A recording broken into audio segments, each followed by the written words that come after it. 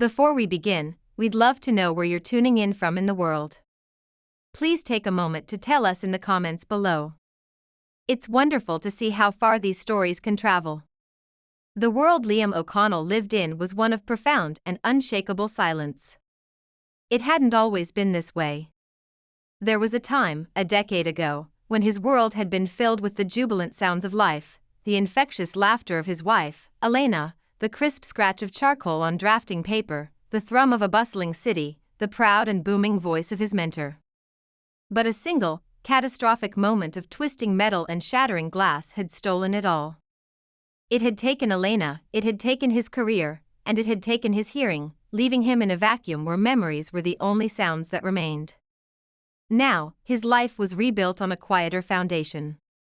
That foundation was his 7-year-old daughter, Lily. She was his sun, his moon, and all his stars, a vibrant splash of color in his muted grayscale existence. Her hands were his music, their fingers dancing in the silent, elegant language of signs, weaving stories and sharing secrets that no spoken word could ever capture. For her, he would do anything. For her, he wore the simple gray uniform of a janitor at Vance Architecture, one of the most prestigious firms in the city. It was a cruel irony, a daily haunting.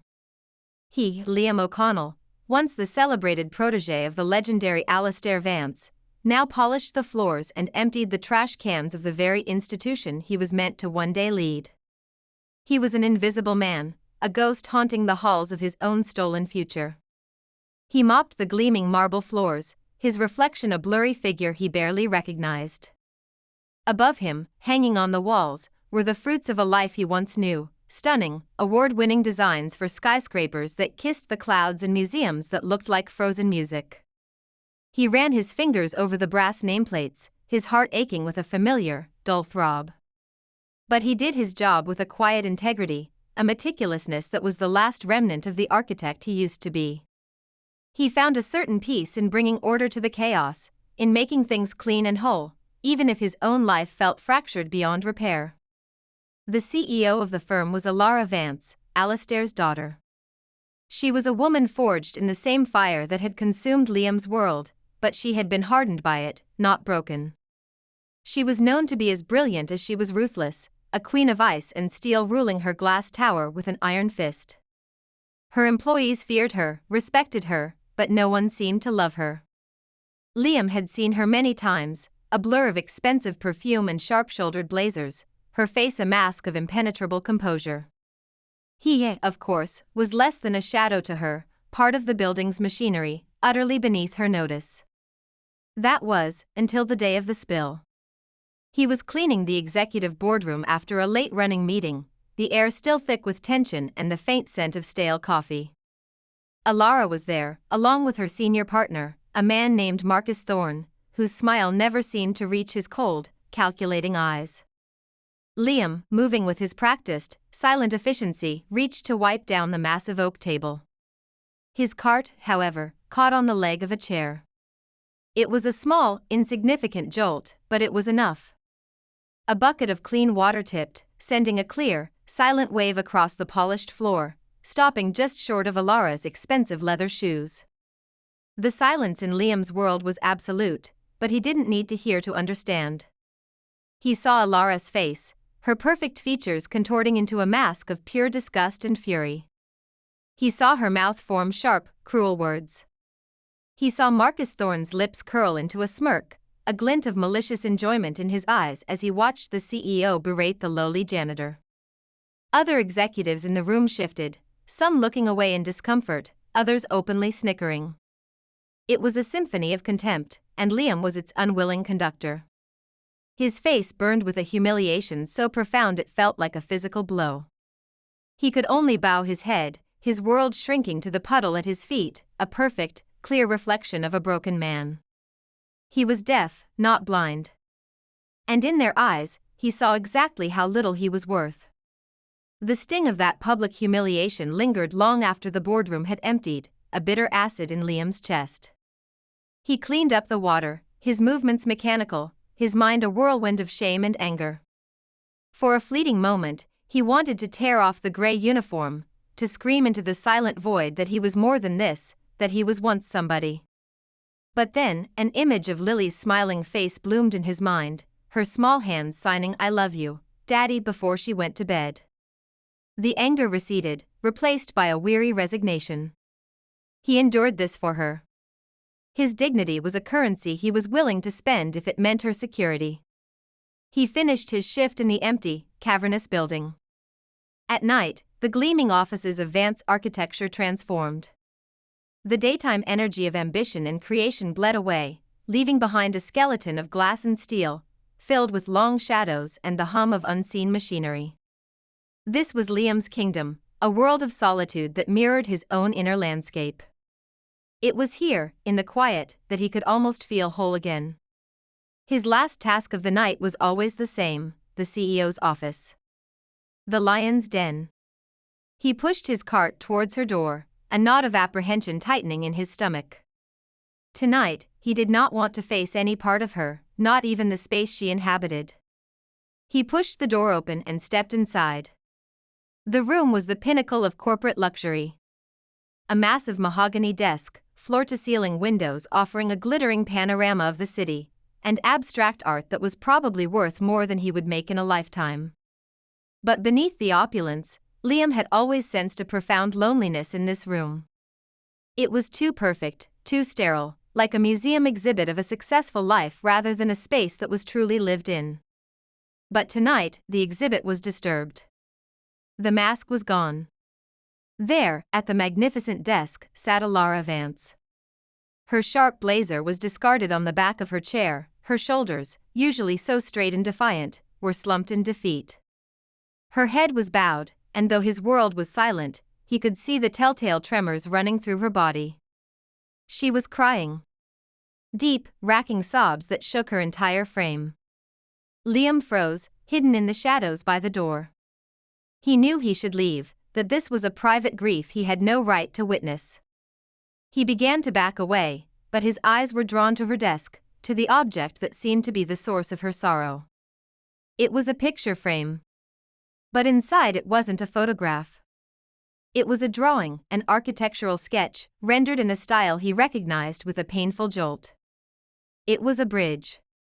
A breathtakingly beautiful, impossibly elegant bridge, its design both innovative and timeless. But it was unfinished. The lines trailed off into nothing, as if the artist's hand had been lifted mid-stroke. A ghost of a dream. Seeing it felt like a phantom limb aching, a memory from a life that belonged to another man. He saw Alara trace the incomplete lines with a trembling finger, and a wave of empathy, so powerful it almost knocked him off his feet, washed over him. He saw not a ruthless CEO, but a wounded soul mourning a broken dream. His own brokenness called out to hers. He couldn't just walk away. He looked around, his eyes landing on a stack of discarded note paper on a side table. He quietly took a single sheet. His hands, which once designed structures to defy gravity, moved with a delicate, forgotten grace. He folded the paper, making sharp, precise creases. A head, a tail, 2 wings. Within a minute, he held a small, perfect origami bird. It was a simple thing, something he often made for Lily. A tiny, paper promise of flight. With his heart pounding, he tiptoed into the room, as silent as a ghost. He placed the small paper bird gently on her desk, right beside the framed, unfinished dream. It was a whisper in the dark, a silent message: "You are not alone." He then retreated, melting back into the shadows and out the door, his heart aching with a strange mix of fear and fragile hope. Alara Vance did not notice the paper bird until the next morning. The sun was streaming through her panoramic windows, but it offered no warmth, only a harsh glare that made her head ache. Her grief from the night before had cooled into a familiar, brittle anger. Anger at the world, at her father for leaving, at herself for not being strong enough. She sat at her desk, ready to put on her armor and face a day of corporate warfare, when her eyes landed on it. A small, white paper bird, sitting beside the drawing of the unfinished bridge. Her first reaction was a flash of irritation. Who had been in her office? Who had dared to touch her things, to leave this childish trinket y_bin_305 on her desk. Her eyes narrowed, and she reached out to sweep it into the trash can. But her fingers hesitated. She picked it up. It was light as a feather, yet it felt strangely heavy in her hand. The folds were perfect, precise. It wasn't a careless trinket. It was made with intention. With care. A sliver of curiosity pierced through her anger. Who would do this? Why? She thought of the janitor, the deaf man she had so cruelly berated yesterday. His downcast eyes, the flush of shame on his face. A pang of something uncomfortable, something like guilt, twisted in her stomach. She dismissed the thought. It was absurd. She placed the bird on the corner of her monitor, telling herself she'd throw it away later. But she didn't. It sat there, a silent, white sentinel, a strange and gentle question mark in her ruthlessly organized world. Throughout the day, she found her gaze drifting to it. And as she looked at the bird, she started to see the man who she now suspected had left it.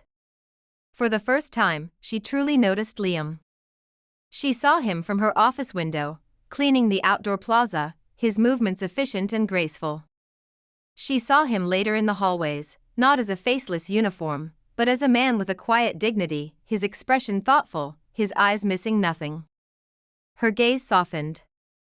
She was watching him when Marcus Thorne sauntered into her office, a slick smile on his face. Planning a hostile takeover of the origami market, Alara, he quipped, nodding at the paper bird. He followed her gaze down to the plaza. Ah, still thinking about our clumsy janitor, I see. You were a little harsh on him, you know? But then again, you can't be too careful. A man who lives in his own world could be a liability. His words were like oil, trying to smooth over her behavior while simultaneously justifying it, planting a seed of doubt. The casual cruelty in his tone grated on her. He does his job, Marcus, she said, her voice colder than she intended. Later that afternoon, as she was heading to a meeting, she saw a little girl sitting on a bench near the service exit, a sketchbook open on her lap. The girl had a bright red coat and dark, serious eyes. She was so engrossed in her drawing that she didn't notice Alara approaching. A sudden gust of wind from a closing door caught the pages of her sketchbook, sending a dozen drawings of fantastical creatures and colorful flowers scattering across the cold marble floor. Without thinking, Alara knelt to help, her usual reserve melting away in the face of the child's small gasp of distress. She gathered the runaway pages, her manicured hands gentle. Here you go, she said, handing them back. The little girl looked up at her, her expression not of fear, but of simple, open curiosity. She took the drawings, and then her small hands moved, her fingers dancing in a quick, elegant motion. At that moment, Liam rounded the corner. He saw them and paused. The little girl, his Lily, signed again. Liam's own hands moved in response, a silent, fluid conversation. Alara stood, frozen, watching this beautiful, secret language flow between father and daughter. Lily smiled at her, then signed one more thing to her father. Liam looked at Alara, a flicker of surprise in his eyes, and gave her a small, almost imperceptible nod of thanks. In that moment, Alara felt a pang of loneliness so sharp and so profound it almost stole her breath. She, who could command boardrooms and move markets, was an outsider, locked out of this simple, powerful world of connection. The image of their silent conversation haunted Alara. It was a language of pure expression, devoid of the subtext and deception that polluted her own world of spoken words. She, who prided herself on her mastery of language, of using words as both shields and weapons, felt suddenly impoverished. That night, she didn't go home. She sat in her lonely office, the city lights painting cold streaks across the floor, and she opened her laptop. She didn't look at market projections or acquisition reports. She typed American Sign Language into the search bar. For hours, she watched videos, her brow furrowed in concentration, mimicking the hand shapes in the sterile air of her office. She felt clumsy, foolish. But she persisted. She wasn't trying to master the language. She was just looking for a single phrase. A key to unlock a door she hadn't even known was there. The next afternoon, she saw them again. Liam and Lily, sitting on the same bench, sharing an apple. Lily was chattering away with her hands, and Liam was watching, his eyes full of a gentle, paternal love that made Alara's chest ache. She took a deep breath, her heart a frantic drum against her ribs. She walked over, her steps feeling heavy, deliberate. They both looked up as her shadow fell over them. Lily watched her with those same curious eyes. Liam's expression was guarded, cautious. Alara's hands felt stiff, foreign. She raised them, her movements clumsy and hesitant, and she signed. "You have a beautiful daughter." Liam's eyes widened in stunned surprise. The guarded mask on his face dissolved, replaced by a look of pure, unadulterated shock. A slow, genuine smile spread across his face, a smile that reached his eyes and transformed his entire demeanor. Lily giggled, a bright, happy sound that Alara felt more than heard. The little girl then signed back to Alara, a simple, perfect gesture. "Thank you." A connection, fragile as a spider's thread, had been forged. A tiny bridge had been built across a chasm of silence and misunderstanding. It was a small moment, but for Alara, it felt monumental. It was the first brick she had laid in a new kind of structure, one not made of steel or glass, but of human connection. Unfortunately, this small act of kindness was not without its observers. From a window high above, Marcus Thorne watched the scene unfold. A sneer twisted his lips. He saw Alara's softening not as growth, but as a fatal weakness. A CEO fraternizing with the janitorial staff? It was unseemly. It was a vulnerability. And Marcus had built his entire career on exploiting the vulnerabilities of others. He saw his opening. The firm was in the final stages of a bid for the massive Nakatomi Tower project, a career-defining contract worth billions. The blueprints were top secret, kept in a secure, climate-controlled room. A room that Liam cleaned every Tuesday and Thursday. A plan, cold and precise, began to form in Marcus's mind. He would use the deaf man, the janitor, as a pawn. He would create a catastrophe and lay the blame at Liam's feet. In doing so, he would not only eliminate a distraction, but he would also prove to the board that Alara's compassion was a liability, that her judgment was compromised. He would use her own act of kindness to bring her down, and in the ensuing chaos, he would be there to seize the crown. He smiled. It was perfect. A ghost of a man was about to become the instrument of his greatest triumph. The next morning, chaos erupted. An emergency email, flagged with the highest priority, landed in Alara's inbox. The subject line read, "Urgent, security breach, Nakatomi project." Her blood ran cold. She clicked it open. The email, from Marcus, was concise and devastating. A set of crucial, confidential blueprints for the Nakatomi Tower proposal had vanished from the secure archive room. The last person with access to that area, according to the cleaning schedule, was Liam O'Connell. Within minutes, Marcus was in her office, his face a perfect mask of grave concern. "I don't know how it could have happened, Alara," he said, his voice laced with feigned disbelief. "The room is supposed to be impenetrable. But the logs show your janitor was in there last night. It's a disaster. If our competitors get their hands on these, we're finished." He let the implication hang in the air, thick and poisonous. He paced her office, running a hand through his perfectly styled hair. "And frankly, it's a liability. How can we trust someone in these high-security areas who can't even hear a security alarm or a verbal warning? What if he was approached? He wouldn't have heard them. What if he was paid off? This is exactly what I was worried about." Every word was a carefully aimed dart, designed to inflame her fears and undermine her authority. The old Alara, the one who ruled through fear and suspicion, screamed at her to cut the liability. Fire him. Make an example of him. Protect the company at all costs. But a quieter voice, a newer voice, whispered in her heart. It reminded her of an origami bird. It reminded her of a father's gentle smile and a daughter's trusting eyes. This wasn't right. It felt too clean, too convenient. "I'll handle it, Marcus," she said, her voice a low, dangerous calm. He had overplayed his hand. His concern was too theatrical, his conclusions too swift. "I will conduct the investigation myself." That evening, she waited. She sent her security detail home, wanting no witnesses. The building emptied, and the familiar, deep silence descended. She sat in her office, the paper bird a stark white beacon in the dim light, and she waited for the sound of his cleaning cart. When she finally heard its quiet rattle in the hallway, she intercepted him. He stopped, his eyes widening slightly when he saw her. He looked tired, the weight of the day visible in the slump of his shoulders. She held up a large notepad, her handwriting clear and direct. "Did you see anyone near the blueprint archive room last night?" she had written. He looked at the words, his face a mixture of confusion and dawning fear. The accusation was clear. He felt that same flush of humiliation from the boardroom, but this time, it was laced with a chilling dread. He took the pen she offered, his hand steady despite the turmoil inside him. He wrote back, his letters firm, no.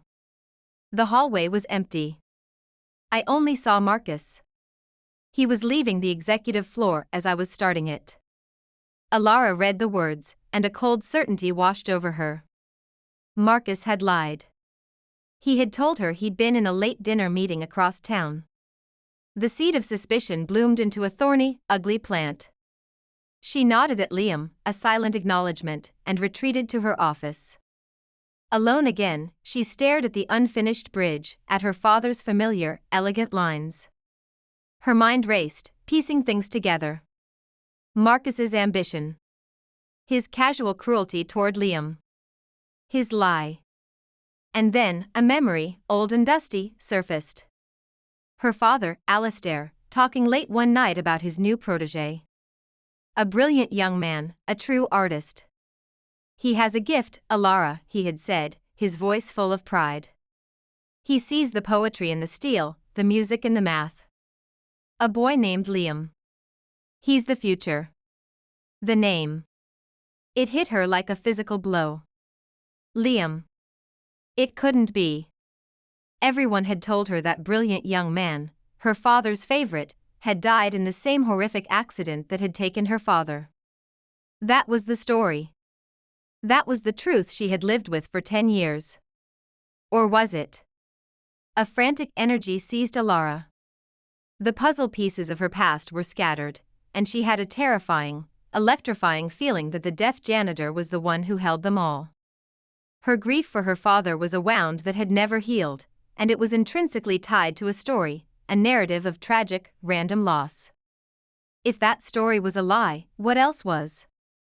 Ignoring the late hour, she used her master credentials to access the company's deep archives, the digital catacombs where a decade of corporate history was buried.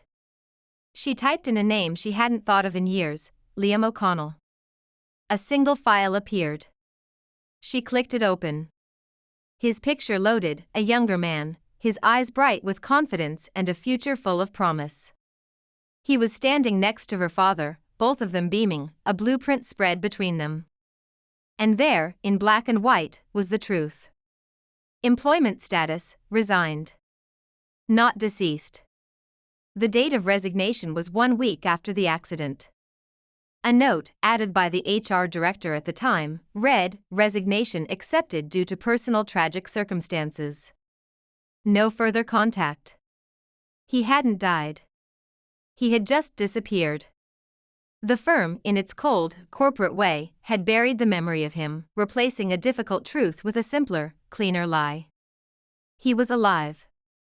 The weight of the revelation was crushing. The man her company had rendered invisible, the man she herself had scorned and humiliated, was the very prodigy her father had pinned all his hopes on. The man who mopped her floors was a king in exile. She connected the final, devastating dots. The accident. The one that had stolen her father. It had also taken Liam's wife, Elena. And his hearing. The cascade of loss was unimaginable. His grief, his sudden disability, the pressures of a world that valued communication above all else, it must have forced him out. He had abandoned his throne not out of weakness, but to survive, to care for the only thing he had left, his daughter. Shame, hot and profound, washed over her. It was a shame so deep it felt like it was rewriting her on a cellular level. All her ambition, her ruthlessness, her carefully constructed armor of ice, it all seemed so cheap, so ugly in the face of his quiet, unyielding grace. She looked at the origami bird, which she had taken from her monitor and was now clutching in her hand. It wasn't just a random act of kindness. It was an act of profound empathy from a man who had every reason to hate her and the world she represented, a man who understood loss in a way she was only just beginning to comprehend.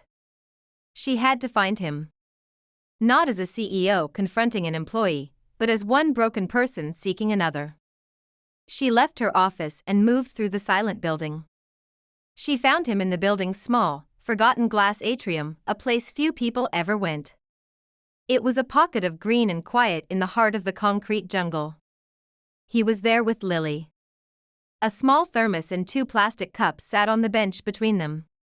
They were sharing a simple meal, their hands moving in a lively, silent ballet under the soft glow of the emergency lights. It was a perfect, self-contained world of love. And she was about to break it open. Alara approached them slowly, her footsteps echoing in the quiet atrium. She felt like an intruder, a discordant note in their peaceful symphony. Liam saw her first. His body tensed, and he instinctively moved a little closer to Lily, a protective gesture that sent a fresh pang of guilt through Alara. Lily just watched her, her expression unreadable. Alara didn't speak. She held up her large notepad, her heart pounding. She had written just a few words, but they held the weight of a decade of secrets. I know who you are. Liam O'Connell. Liam's face was a storm. Shock, fear, and a deep, soul-crushing weariness washed over him. The past he had worked so hard to bury, the identity he had shed like a second skin, was suddenly unearthed. He glanced at Lily, a flicker of raw fear in his eyes. This quiet life, this safe harbor he had built for her, felt perilously close to capsizing. But Alara's expression was not one of accusation. It was one of profound, aching sorrow. There were tears glistening in her eyes. She quickly scribbled another message on the pad, her hand shaking slightly. My father, he talked about you all the time. He said you were the future of this firm. The words struck Liam with the force of a physical blow. A ghost he had learned to live with, the ghost of his mentor Alistair Vance, was suddenly vivid and real in this quiet space. Tears, hot and unexpected, welled in his own eyes. The grief he had so carefully contained for 10 years threatened to break free. He took the pen from her, his hand trembling, and wrote a single, jagged sentence. He was the greatest man I ever knew. In that moment, the chasm between the CEO and the janitor vanished. They were just 2 people, bound together by a shared loss, 2 halves of a story finally coming together. The fragile piece was shattered by a third voice, slick with contempt. Well, isn't this cozy? Marcus Thorne stepped out from behind a large potted palm, his arms crossed, a smug, triumphant look on his face. The CEO, fraternizing with the prime suspect. I must say, Alara, your judgment is even more questionable than I thought. He had clearly been following her, waiting for the perfect moment. He smirked, his gaze dripping with disdain as he looked at Liam. I've taken the liberty of calling a full emergency board meeting for 9 a.m. tomorrow. We have discuss your fitness to lead. And, of course, the little matter of our janitor's corporate espionage. He gave Alara a look of mock pity. I'd get your story straight if I were you. Then, he directed his final, venomous words to Liam. Enjoy your last night in the building. I'll make sure you're not even allowed back in to pick up your final paycheck. He turned and walked away, his confident footsteps echoing like a death sentence. The battle lines were no longer just drawn, they were fortified. Alara knew with absolute certainty that Marcus was behind the theft of the blueprints. But she had no proof. It was her word, and the scrawled note of a deaf janitor, against a senior partner with a spotless record and a talent for manipulation. Tomorrow, she wasn't just fighting for her company. She was fighting for Liam's honor, for her father's legacy, and for a fragile, newfound hope she wasn't ready to let go of. The next morning, the boardroom was an arena. The long, polished table reflected the cold, judgmental faces of the board members, a panel of sharks who could smell blood in the water. Marcus stood at the head of the table, a portrait of calm, calculated authority. He laid out his case with theatrical gravity, detailing the security breach, the missing Nakatomi blueprints, and the devastating consequences for the firm. He paced, his voice resonating with false sincerity, as he painted Liam as the perfect culprit. "It's a tragic situation," he concluded, his eyes sweeping across the room. "But we cannot let sentiment cloud our judgment. The evidence, circumstantial as it may be, points to one person. Mr. O'Connell is a liability. His condition makes him fundamentally unfit for an environment that demands constant awareness and communication. We were compromised because of him." The word condition was delivered with a particular, venomous emphasis, a clear and despicable attack on Liam's deafness. A few board members nodded in grim agreement. The logic, cold and ruthless, was on Marcus's side. Just as he was about to propose a vote of no confidence in Alara's leadership, the boardroom doors opened. Alara walked in, her posture erect, her eyes blazing with a fire they hadn't seen in years. And walking beside her was Liam O'Connell, not in his gray uniform, but in a simple, dark suit. A murmur of shock rippled through the room. "You're wrong, Marcus," Alara said, her voice clear and steady, cutting through the tension. She looked not at him, but at the board. "This man is not a liability. He is our past, and he is our future." With that, she revealed everything. She told them Liam's true identity, the legendary protégé of her father. She told them of the accident, of his loss, of the story the company itself had rewritten. The boardroom, once filled with whispers, fell into a stunned, absolute silence. Marcus was the first to recover, letting out a short, incredulous scoff. "An inspiring, sob story, Alara. Truly. But it changes nothing.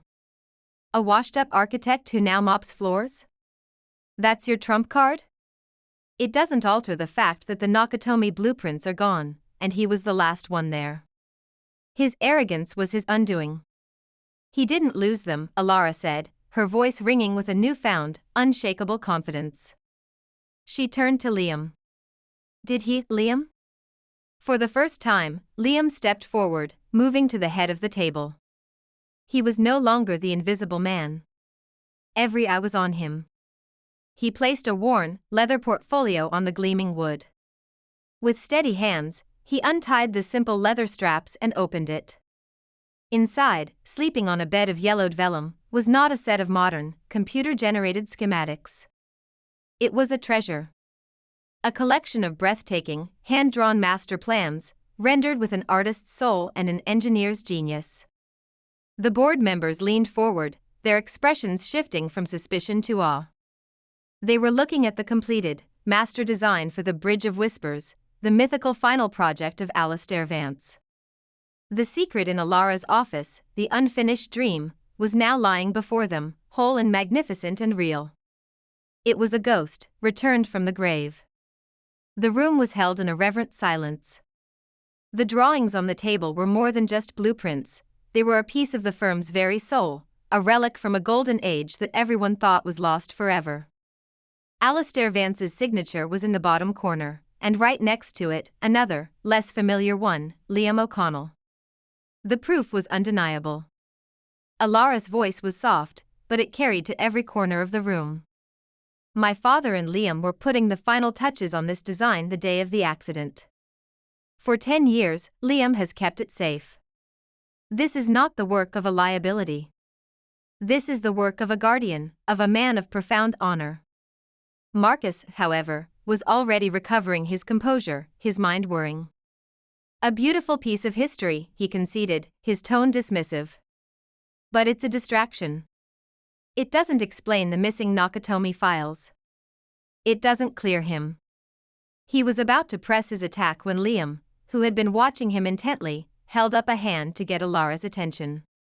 He pointed to a small, intricate detail in the old bridge drawings, a cross-section forks off a custom-built locking mechanism. Then he took a pen and a notepad from Alara's hand and began to write, his script quick and precise. Alara took the pad and read the note. Her eyes widened, and a slow, dangerous smile spread across her lips. She looked directly at Marcus, her gaze as sharp as a scalpel. Liam's note is fascinating, she began, savoring the moment. He reminds me that the old archive cabinets, the ones on the floor where he and my father worked, the very cabinets the Nakatomi plans were stored in, had a specific design flaw. A flaw only someone who worked intimately on that floor, a decade ago, would know about. She paused, letting the weight of her words sink in. He says there's a way to bypass the lock without a key, by applying pressure to a specific pie. It works, but it always, without fail, leaves a tiny, hairline scratch on the upper left hinge. She locked her eyes on Marcus, whose face had begun to lose its color. I had security pull the full, unedited footage from last night. You were the only other person who went anywhere near that hallway, Marcus. You told me you were at a dinner meeting. You lied. She leaned forward, her voice dropping to a whisper. Let's have the building's head of maintenance come up and take a look at that hinge, shall we? The game was over.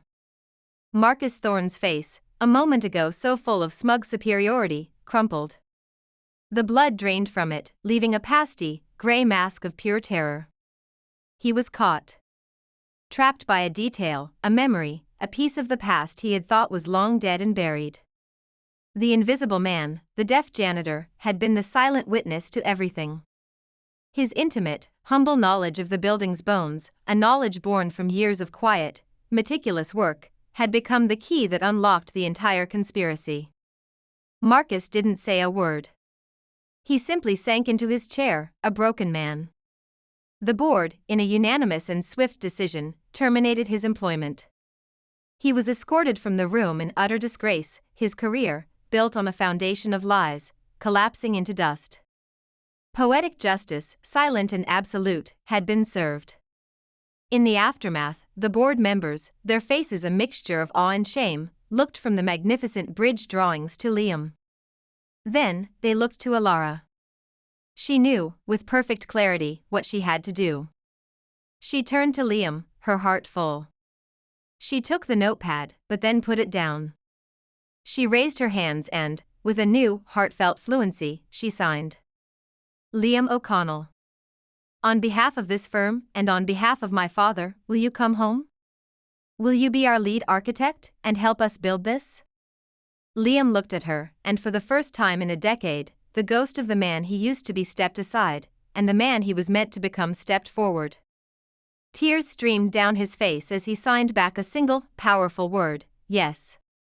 That day marked the beginning of a new chapter, not just for the firm, but for 3 fractured souls. The ice around Vance architecture began to melt. The return of Liam O'Connell was like the return of a lost prince. He wasn't just given an office, he was given his old studio back, the one he had shared with Alistair, which had been kept as a memorial. With Alara's help, it was transformed. The dust covers came off, new light was brought in, and the walls were soon covered not with ghosts of the past, but with visions of the future. The firm, which had become ruthlessly efficient but creatively stagnant under Marcus's influence, was infused with a new energy. Liam's presence was a reminder of their true purpose, not just to build structures, but to create art, to build connections. A found family began to form in the sunlit studio. Liam, no longer hiding behind a janitor's quiet invisibility, was a force of creative nature. He was a whirlwind of charcoal and ideas, his hands either flying across a drafting table or dancing in the air, articulating concepts Worden could never capture. Alara, her icy exterior now completely gone, was his partner in every sense. She was the voice for his vision, the bridge between his silent world and the hearing one. She learned sign language with a passion, finding more truth and beauty in his signed poetry than in any corporate prospectus. Her laughter, once a rare and surprising sound, now echoed frequently in the studio. And at the heart of their new world was Lily. She was their chief morale officer and color consultant, as Alara affectionately called her. She would spend her afternoons after school in the studio, her small table set up in a corner, where she would create her own fantastical drawings, occasionally offering her solemn, 7-year-old wisdom on a design choice, often pointing out that a building needed more rainbows. She was a constant, joyful reminder of what they were building for, the future. The Bridge of Whispers became their shared mission, a project phaterescent with a symbolism so deep it was almost sacred. For Liam, it was the act of reclaiming a future that had been stolen from him, of proving to himself and the world that his talent had not died, but had only been sleeping. For Alara, it was a way to finally honor her father, to complete his final symphony and, in doing so, to atone for the years she had spent letting his memory be a source of pain instead of inspiration. It was their mutual healing, built of steel and cable and hope. Their professional respect, forged in the fire of the boardroom, slowly and naturally blossomed into a deep, abiding love. It was a love built not on grand pronouncements, but on 1,000 small, quiet moments. It was in the way he would leave a new origami creation on her desk each morning, a swan, a dragon, a flower. It was in the way she would instinctively translate a passing comment for him, her hands moving as naturally as her own speech. It was in the way they would work late into the night, sharing a thermos of coffee, their minds perfectly in sync. It was in the way they both looked at Lily, with a shared, fierce, and gentle love. One evening, as they stood over a scale model of the bridge, Lily asleep on a nearby sofa, Liam reached out and gently took Alara's hand. He looked into her eyes, his own full of a decade of unwept tears and a universe of unspoken gratitude. He signed, "You gave me back my voice." Alara's eyes filled with tears. She signed back, her movements full of grace, "And you taught me how to listen."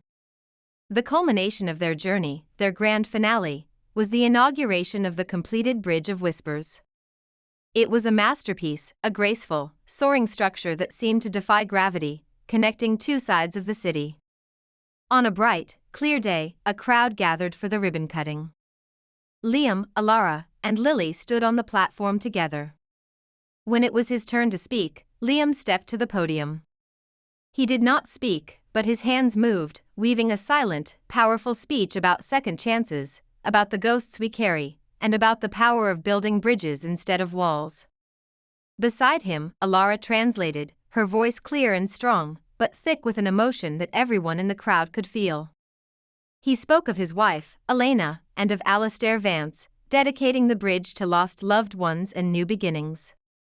As the applause thundered, silent to him but felt as a vibration through the soles of his feet, he looked at Alara and Lily. He reached out, and the three of them joined hands, a complete and unbreakable family, standing on the magnificent structure they had built together, their broken pieces not just repaired, but fused into something stronger and more beautiful than before, silhouetted against a hopeful, endless horizon. What can we learn from a story like this? The world often tells us to judge people by their titles, by their clothes, by the sound of their voice. It teaches us to see a janitor, a CEO, a deaf man, a lonely woman. But it rarely teaches us to look deeper, to see the hidden kingdom of talent within a quiet man, or the profound grief hidden behind a mask of power. This story is a powerful reminder that the quietest people often have the most to say, if we only have the heart to listen.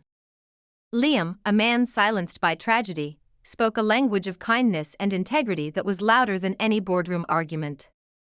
His simple act of leaving a paper bird was a shout of empathy in a world of whispers. Alara, trapped in a fortress of her own making, learned that true strength isn't about building walls, but about having the courage to tear them down. She learned that listening is not done with the ears, but with an open heart. Their story teaches us that kindness is never a liability. It is a superpower. It is a boomerang that always, always returns to you, often in the most unexpected and beautiful ways. Every single person you meet is fighting a battle you know nothing about. Be kind. Always. Look for the hidden worth in others. See the architect inside the janitor, the wounded soul inside the CEO. For it is in building bridges to one another, especially to those who seem most different, that we find our own redemption and build a better, more compassionate world. If this story touched your heart and lifted your soul, please consider sharing it with someone who might need to hear this message today. Don't forget to click the subscribe button and turn on notifications so you never miss our next inspirational story. And we'd love to hear from you in the comments below. What part of this story resonated with you the most? Thank you for being a part of the Soul Lift Stories community. Until next time, be the light.